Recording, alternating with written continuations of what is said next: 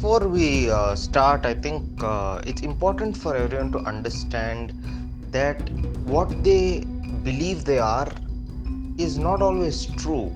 And it's very important to understand oneself before trying to justify yourself. And I'll explain this with several examples.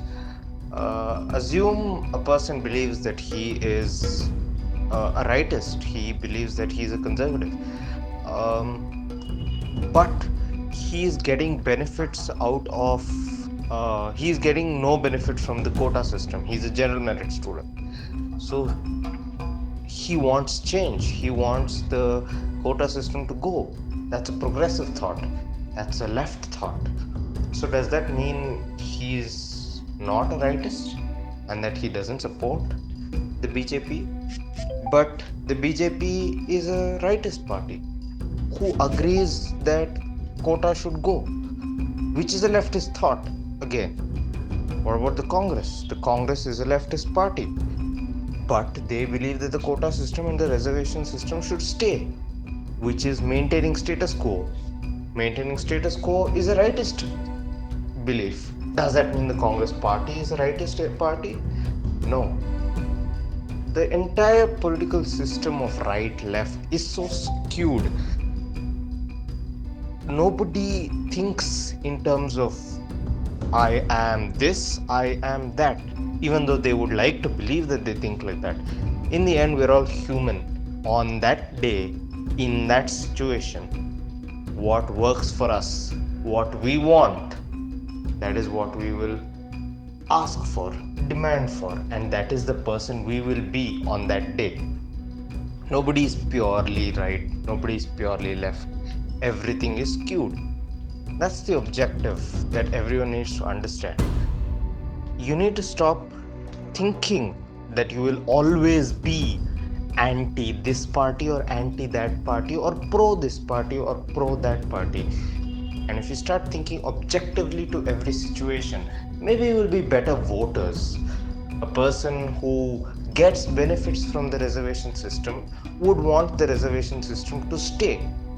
That makes him, by definition, a rightist. But he may be anti-Modi. That makes him a leftist. So what is he then? He himself might not know. The day India starts thinking situation-wise which party is doing well, instead of thinking about ideology or casteism or religion, that's when we become better voters. And that's the thing that democracy suffers from the most: poor voters.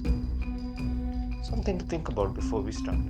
Now, we're not going to go into the details of what is rightism, what is leftism. That's something for another video, but it's definitely something that we'd look to explore.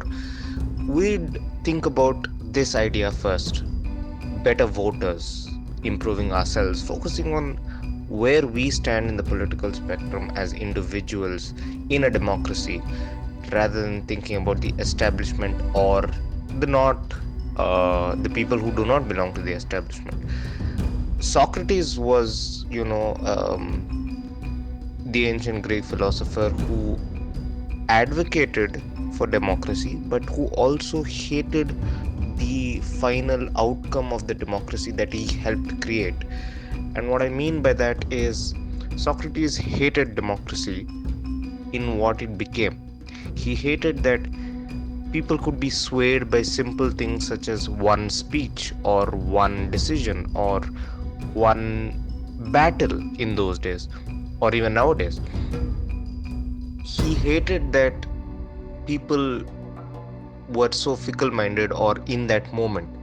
And that's why he said a good functioning democracy is only built by good voters.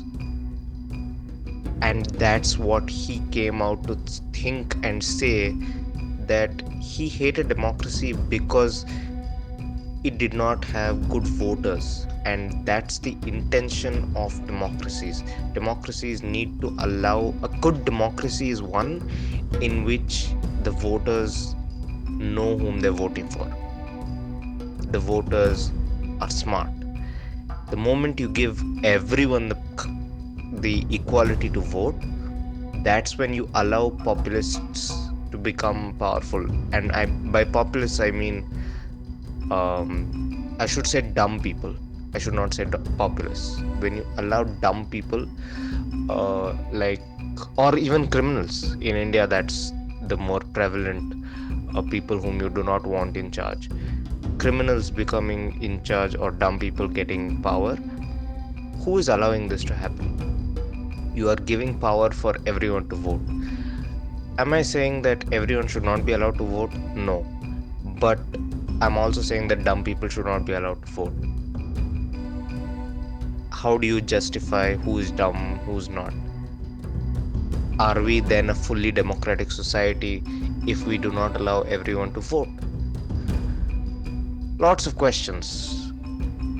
Answers probably no generation will ever find the answers to. But a pure democracy, according to Socrates, or the original intention of democracy, was how Rome saw it. Citizens who are important to the future of Rome. In the end, citizens who will stick by the government, whether times are good or times are bad, who will not, in times of crisis, run away from their country, or in times of peace, utilize their country and for their own needs instead of helping others. These are model citizens, and Rome gave citizenship only to those people. It did not give it to everyone, and only they could vote.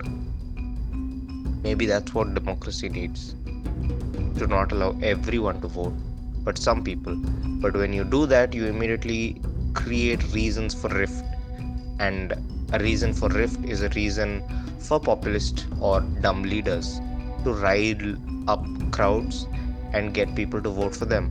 Political systems, no political system is perfect, but political systems that allow imperfect people to come into power, those are dangerous. In all political systems, it doesn't matter if it's a dictatorship or a democracy.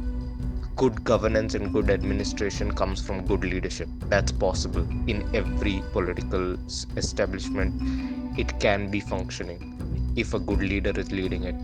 At the same time, the best political system where everything is supposed to run smoothly, theoretically, might fail just because it is led by incompetent people, or the people who are supposed to do their jobs are chosen by incompetent voters or incompetent, I don't know, communist politburos.